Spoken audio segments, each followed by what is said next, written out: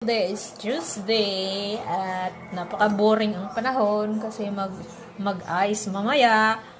Kaya dalawang klase yung ginawa kong egg roll. Ito ay beef.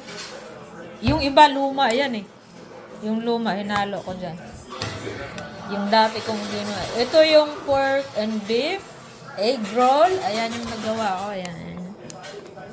Ayan, di pa natapos. Mayroon pa.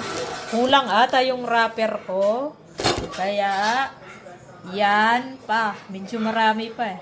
Dalawa lang yung maliliit ang ginawa ko, pero medyo marami. So na yan guys, ang nagawa ko, isa na. Isa.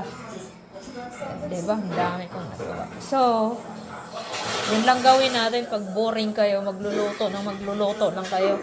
Ayan, tulad yun. So, okay guys, see you later. At tapusin ko na aking beef